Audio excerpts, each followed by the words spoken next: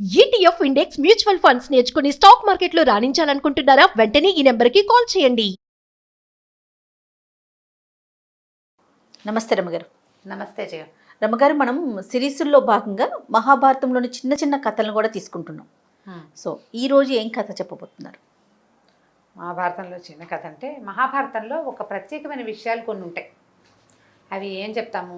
శ్రీకృష్ణుడు యదువంశంలో జన్మించాడు. శ్రీకృష్ణుడు భగవత్ స్వరూపం కదా. అవునండి. మహావిష్ణువు అవతారం. ఆయన భూమి మీద అంటే దుష్ట శిక్షణ శిష్ట రక్షణ చేయడానికి ధర్మ సంస్థాపన కోసమే జన్మించాడు. స్థాపించడం కోసమే జన్మించాడు. అయితే ఈ జన్మించిన కృష్ణ పరమాత్మ లీలామానుష విగ్రహుడు శాపగ్రస్తమైన యదువంశంలో ఎందుకు జన్మించాడు అని ఒక ప్రశ్న ఉంటుంది. యదువంశం సర్వనాశనం అయిపోతుంది. యదు వంశానికి ఇది లేదు అంటే వాళ్ళు చివరికి మిగలరు.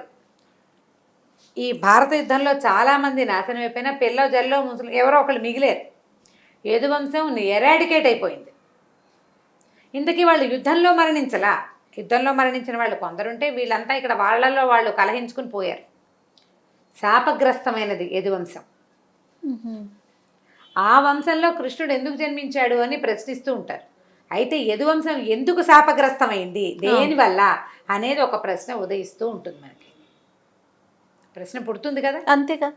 అయితే ఈ ప్రశ్న పుట్టడానికి యదువు అసలు ఎవరు అనేది ఒక ప్రశ్న వస్తుంది. యదువు అనేవాడి వంశం. ఈ యదువు ఎక్కడివాడు అంటే యయాతి మహారాజు కుమారుడు. యయాతి మహారాజు ఎవరు? ఆయన ఎక్కడి నుంచి వచ్చాడు? అసలు ఆ తండ్రే కుమారుణ్ణి ఎందుకు శపించాడు? ఇప్పుడు మనం చూడండి, మన సర్పయాగ క్రమంలో సర్పయాగం కథలో సర్పాలని వాళ్ళ తల్లి శపించింది. అవునండి కదా. కద్రువ తన సంతానాన్ని శపించింది, వెళ్ళి జనమేజేడి యాగంలో పడి చావండి అని. అవును. నీ వంశం నిర్వంశమైపోతుంది అని తండ్రి అయిన యయాతే యదువుని శపించాడు. ఎందుకు అలా జరిగింది? ఆయనకు 5 కుమారులు ఉన్నారు. నలుగురిని 4 రకాలుగా శపించాడు. ఒక్క కొడుకుని మాత్రమే ఆయన గౌరవించాడు. ఈ 4 రకాల శాపాల్లో నీ వంశం నిర్వంశం అయిపోతుందని యదువుని శపించాడు. ఈయన పూర్వకథ మనం తెలుసుకుందాం. ఇవి కూడా 2-3 కథలుగా అవుతాయి. యయాతి కథ మొట్టమొదట. ఈ యయాతికి భార్య అయిన దేవయాని కథ ముందు చెప్పుకుని అప్పుడు యయాతి కథలోకి వద్దాం మనం. దేవయాని కుమారుడే యదువు. అయితే దేవయాని ఎవరంటే శుక్రాచార్యుడి కూతురు. ఈ శుక్రాచార్యుడు ఎవరు?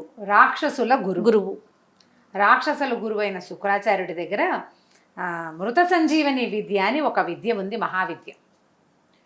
రాక్షసులు దేవతలు దేవదానవులు ఎప్పుడు యుద్ధాలు చేసుకునేవాళ్ళు. పోయిన వాళ్ళు పోయేవాళ్ళు. అప్పటికి అమృతం సాధించలే, అమృతం లేదు. వాళ్ళదొక జాతి వీళ్ళదొక జాతి. అక్క చెల్లెళ్ళ పిల్లలు ఒకే తండ్రి సంతానం. వీళ్ళంతా తల్లులు ఒకటే. తల్లులు కూడా ఒక తండ్రి పిల్లలే. తల్లులు కూడా అక్కడదో అమ్మ ఇక్కడదో అమ్మ కాదు. వీళ్ళందరూ అక్క చెల్లెళ్ళే, ఒక్కింట్లో పుట్టిన వాళ్ళే. వీళ్ళకి కశ్యప ప్రజాపతితో వివాహం అయ్యాక వాళ్ళకి ఒక్కొక్కళ్ళకి ఒక్కొక్క రకమైన కుమారులు కలిగారు, ఒక్కొక్క గుణం కలిగిన వాళ్ళు. వీళ్ళల్లో వీళ్ళు కొట్టుకు చచ్చేవాళ్ళు, సవితి పిల్లలు. పోయిన వాళ్ళు పోయేవాళ్ళు, ఉన్నవాళ్ళు ఉండేవాళ్ళు. అయితే రాక్షసుల కుల గురువు శుక్రాచార్యులు. ఈయన రాక్షసుడు, బ్రాహ్మడు, బ్రహ్మవేత్త. అయితే ఆయన చాలా తపస్సు ధారపోసి ఒక మంత్రాన్ని సాధించాడు, ఒక విద్యని, మృత సంజీవని, చచ్చిపోయిన వాళ్ళని బతికిస్తుంది. అయితే దేవతలు ఏమనుకున్నారంటే, ఎంతమంది చచ్చిపోయినా రాక్షసుల్ని ఈయన బతికించేస్తున్నాడు, ఎవరైనా వెళ్ళి ఆయన దగ్గర నుంచి ఆ విద్యను తెచ్చుకోవాలి.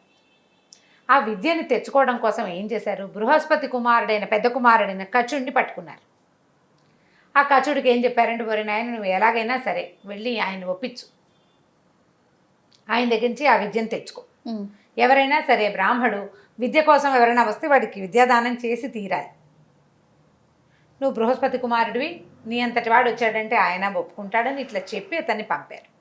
ఈ కచుడు వెళ్ళిన కాలంలో వృషపరువుడు అనే రాజుగారి దగ్గర ఈయన ఉండేవాడు, శుక్రాచార్యుడు గురువుగా. ఆస్థాన గురువు. వాళ్ళిద్దరు పోచోడిన వృషపరువుడితోటి అదే రాజ్యంలో ఈయన కూడా ఉండేవాడు. కచుడు ఈయన దగ్గరికి వెళ్ళేసరికి ప్రార్థించాడు, నేను బృహస్పతి కుమారుణ్ణి, నీ దగ్గర విద్య నేర్చుకోవడానికి వచ్చానంటే, అంత గొప్పవాడి కొడుకు అక్కడ విద్యలు నేర్పకుండా అక్కడ విద్యలు కంటే కూడా నాకు ఇంపార్టెన్స్ ఇచ్చాడని సంతోషించాడు ఈయన. శుక్రాచార్యుడు సంతోషించాడు. వృషపరుడికి ఒక చిన్న అయిష్టం కలిగింది. వాళ్ళు మన శత్రువులు కదా, వాళ్ళ గురుగారిపై మన ఇంటికి రావడం ఏమిటి అలా అనిపిస్తుంది. కానీ ఏం పెద్దగా ప్రకటించలే, ఊరుకున్నాడు. ఈ కచుడు ఇక్కడ చేరాడు. అయితే ఈ శుక్రాచార్యుడికి ఒక అందమైన సౌందర్యవతి అయిన పుత్రికారత్నం ఒక ఆవిడ ఉంది, అవివాహిత. అప్పట్లో 500 సంవత్సరాలు కచుడు చదువుకున్నాడు అని చెప్తారు. 500 సంవత్సరాలు గడిస్తే ఈ పిల్లగానే ఎలా ఉంటుంది, ముసలిదైపోద్దు, మనం అట్లా అనుకోవాలి. ఇది కృతయుగం నాటి కథ. అప్పుడు వాళ్ళ వయసులు 1000 సంవత్సరాలు 500 సంవత్సరాలు గడిచినా ఏం పెద్దబాబో, వాళ్ళు యంగుగానే ఉండేవాళ్ళు. మరి అదేమిటో లేకపోతుందో తెలీదు. భారతంలో ఆదిపర్వంలోనే ఉంది ఈ కథ, అలాగే కనపడుతుంది. సరే, కచుడు అక్కడ చేరితే కచుడు ఈ అమ్మాయికి దేవయానికి విపరీతంగా నచ్చాడు. శుక్రాచార్యుడికి ఒకే ఒక సంతానం ఈ దేవయాని. మహా ముద్దు ఆయనకి కూతురంటే. ఆ అమ్మాయి ఏదంటే అది చేయాలనుకునేవాడు. ఈ కచుడు ఆ అమ్మాయితోటి చాలా చక్కగా ఉండేవాడు, గురుపుత్రికతోటి.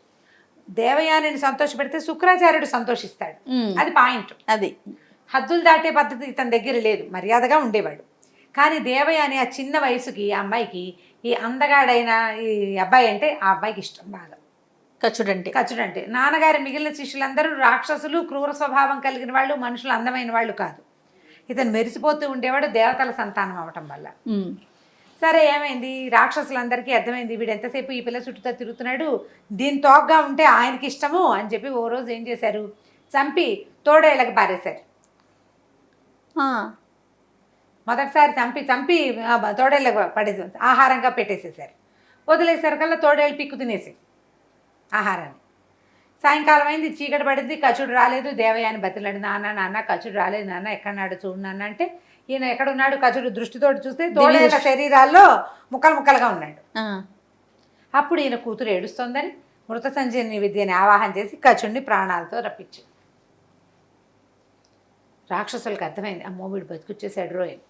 ఇంకా కొద్ది రోజులు పోనిచ్చి చంపేసి సముద్రంలో బారేశారు. మళ్ళీ ఈ సాయంకాలం అయ్యేసరికి అమ్మాయి ఏడవడం వల్ల ఆవులన్నీ ఇంటికి వచ్చేసినాయి, అన్నీ వచ్చేసినాయి, లేళ్ళు గీళ్ళు ఇంటికి వచ్చి తిరుగుతున్నాయి. కచుడు రాలేదు నాన్న, చూడవా అని చూస్తే ఏముంది, ఈసారి సముద్రంలో ఉన్నాడు. జలచరాలకు ఆహారం అయిపోతుంది శరీరం. అక్కడి నుంచి మళ్ళీ పిలిచాడు మృత సంజీవని విద్యతోటి, నాయన కచా ఎక్కడనవరా రారా నాయన అంటే లేచి వచ్చేసాడు కూతురు కోసం. మూడోసారి ఏం చేశారు, వాడిని కాల్చి బూడిద చేసి ఆ బూడిదని సురలో కలిపి ఈయనకిచ్చేశారు. శుక్రాచార్యుడికి సాయంకాలం వేళ మద్యం సేవించే అలవాటు ఉంది.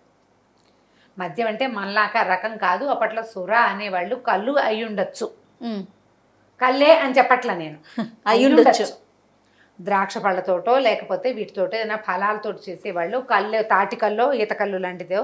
సాయంకాలం వస్తే సురాపానంతో ఆయనకి మత్తు కూడా తలకెక్కేసింది. ఈ అమ్మాయి ఏడవటం మొదలుపెట్టింది దేవయాని. కచుడో అని ఏడుస్తుంటే ఏం చేయాలి, తీరా చూస్తే అతను తన శరీరంలో ఉన్నాడు. దాంతో ఈయన అన్నాడమ్మా, వాడిని ఎన్నిసార్లు రక్షించినా చచ్చిపోతున్నాడే, ప్రేత మార్గంలోకి వెళ్ళిపోయాడు, చచ్చి జీర్ణమైపోయాడు. అంతకుముందు కొంచెం వస్తువులుగా కొన్ని చోట్ల ఉన్నాడు, ఇప్పుడు ఏమైంది, బూడిదైపోయి వాడి ఆత్మ ప్రేత మార్గంలోకి వెళ్ళిపోయింది, అయిపోయింది అనేసరికి ఏ చెల్లెబో ఓదిపోమని ఏడ్చింది. కచుడో నాకు కావాలో అని. నాన్న ఏమన్నాడు, అతన్ని బయటికి తెస్తే నేను చచ్చిపోతానమ్మా అనేసరికల్లా నాకు నువ్వు కావాలి, కచుడు కావాలి నాన్న, ఏదో ఒక మార్గం ఆలోచించమని ఏడ్చింది. చీనోరు మూసుకో అవతలకో అనలేకపోయాడు. అనలేక ఆ కచుడిని పిలిచాడు. పిలిస్తే కచుడు ఆత్మ కనపడింది. ఈ విద్య నేర్చుకో, నేను నిన్ను పిలుస్తాను, నువ్వు బయటకు వచ్చేస్తావు, వచ్చాక నన్ను బతికించిన ఆయన అని చెప్పాడు. అట్లా ప్రేత రూపంలో ఉన్న కచుడు మృత సంజీవని విద్య మంత్రాన్ని నేర్చుకున్నాడు.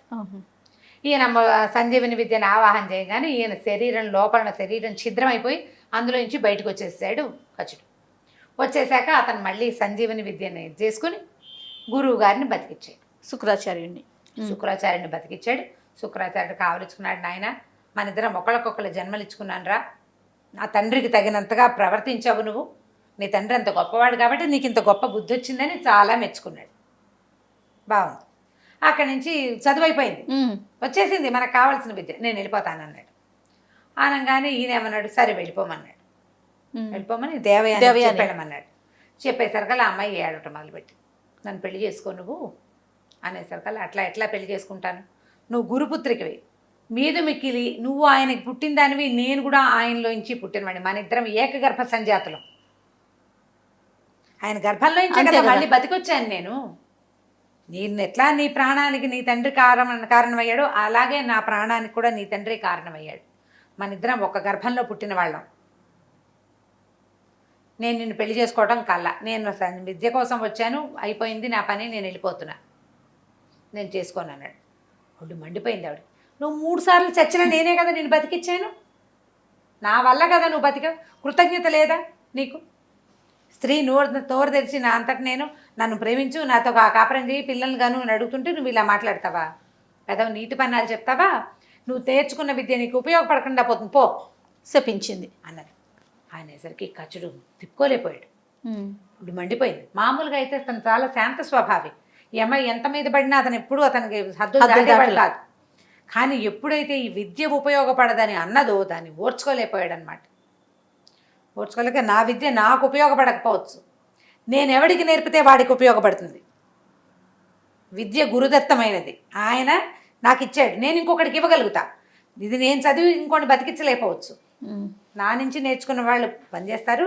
నువ్వేం బ్రాహ్మణ పుట్టవు, బ్రాహ్మణివి, ఇలా ఇలా శపించచ్చా? నీ కోరిక, అనుచితమైన నీ కోరిక అది తీరలేదని కష్టంతో ఒక బ్రాహ్మణ్ణి శపించావు నువ్వు. బ్రాహ్మణ స్త్రీకి ఉండవలసిన గుణమే లేదు, నువ్వు గతి తప్పుతావు. నువ్వు బ్రాహ్మడితో నీ పెళ్ళి అవ్వదు, వర్ణ సంకరం చేస్తావు నువ్వు, నీ బుద్ధే సంకరమైందని శపించావు. ఇప్పుడు బ్రాహ్మణ యువతి అయిన దేవయానికి బ్రాహ్మణుడితో వివాహం లేదు. నేను కులాల పేర్లు చెప్తున్నానని భావించకండి, ఇది మహాభారతంలో ఉన్న విషయం, కథ అంతే. కథ అప్పటికి ఆ కాలం నాటి విషయం.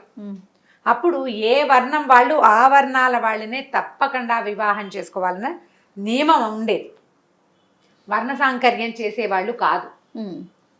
వర్ణ సాంకర్యం చేస్తావు నువ్వని చెప్పాడు. ఇప్పుడు ఈవిడికి బ్రాహ్మణుడితో వివాహం కాదు, ఈవిడికి ఒక క్షత్రియుడితో కానీ ఇంకొకటితోటి కానీ వివాహం కావాలి. ఎవరో ఒకళ్ళతో, మిగిలిన జాతుల్లో ఎవరితోటైనా కావాలి. కాకపోతే ఇంత గొప్ప శుక్రాచార్యుడి కూతురు మరీ గతి తెప్పి ఎక్కడికో వెళ్ళిపోతుందంటే వెళ్ళిందో వెళ్ళలేదు. ఈవిడ ఎట్లా క్షత్రియుడిని పెళ్లి చేసుకుందో తర్వాయి భాగం 2వ కథలో చెప్దాం. ఇది ఒక కథ, ఇది మొట్టమొదటి కథ ఇందులోది. ఇది ఎక్కడిది ఈ కథ? మనం చెప్పుకున్నది యదువంశానికి శాపం ఎందుకు వచ్చింది అని చెప్పే విషయాన్ని, కృష్ణుడు జన్మించిన యదువంశానికి, ఆ కథకి తొలి కథ ఇది. దీని తర్వాత ఈవిడ ఎట్లా ఇంకొక జాతి వాడిని పెళ్లి చేసుకుంది అనేది 2వ భాగం ఇంకో కథలో చెప్పుకుందాం. ఇంచుమించుగా ఒక 3 కథలు దగ్గర వస్తాయి. 3 కథలు చెప్పుకుందాం. బాగుంది రమ్మగారు. ఇంకొక భాగం మళ్ళీ చెప్పుకునే ప్రయత్నం చేద్దాం త్వరలో. రైట్ అండి, నమస్తే. నమస్తే. ఈ వీడియో కనుక మీకు నచ్చినట్లయితే లైక్ చేయండి, షేర్ చేయండి. మరిన్ని ఇంట్రెస్టింగ్ వీడియోస్ కోసం మా ఛానల్ని సబ్స్క్రైబ్ చేసుకోండి.